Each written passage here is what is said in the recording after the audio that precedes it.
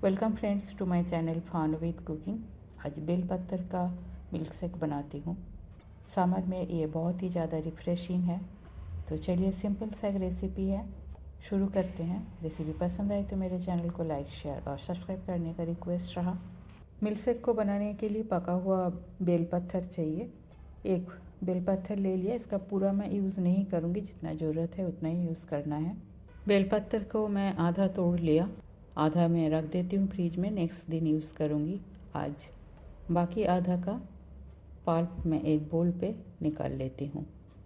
बिल्कुल पका हुआ होना चाहिए, तब जाके आपका मिल्क शेक या शरबत भी बनाओ तो अच्छा होता है। और पका हुआ बेल पत्थर हो तो इसका पल्प निकालना भी बहुत इजी होती है। तो पूरा पल्प मैं निकाल लेती हूँ। पल्प सारे मैं निकाल लिया। पानी डाल देती हूँ इसके ऊपर।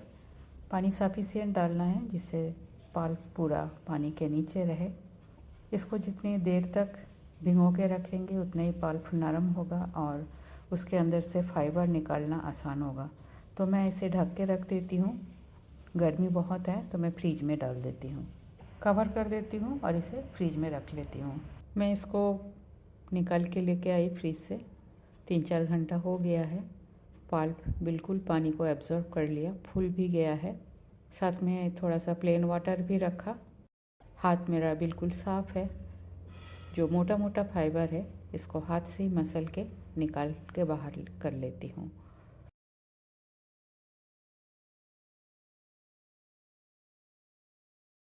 इस फाइबर को उस पानी में डाल देती हूँ। फाइबर के अंदर भी काफ़ी पल्प अभी लगा हुआ है, बाद में सारे पल्प को मैं अलग कर लूँगी। तो जितने भी मोटे फाइबर है मैं इसको अलग कर लेती हूँ। अब पल्प को अच्छी तरह से छान लेती हूँ। बाकी जितना पल्प बचा रहा इन सबको मैं अभी फ़िलहाल फ्रिज में डाल देती हूँ। बाद में इसका शरबत बनेगा। और जितना पल्प को मैं एक्सट्रैक्ट किया उसको मेज़र कर लेती हूँ।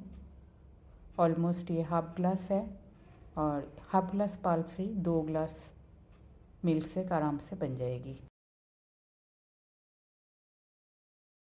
अब एक मिक्सर जार में मैं 2 चम्मच चीनी ले लेती हूँ। आप चीनी के जगह गुड़ भी ले सकते हो और चीनी या गुड़ दोनों का अमाउंट आप कम ज़्यादा कर सकते हो। 2 ग्लास बनाऊंगी इसलिए मैंने 2 चम्मच चीनी लिया। चीनी थोड़ा मोटा दाना का है तो पहले मैं इसका पाउडर बना लेती हूँ। चीनी मेरा पाउडर बन गया है। अब इसी जार में बेल पत्थर का जो पल्प मैं रेडी करके रखी थी उसको डाल दिया। साथ में डाल देती हूँ दूध। दूध बिल्कुल ठंडा है। डालती हूँ थोड़ा सा इलायची पाउडर।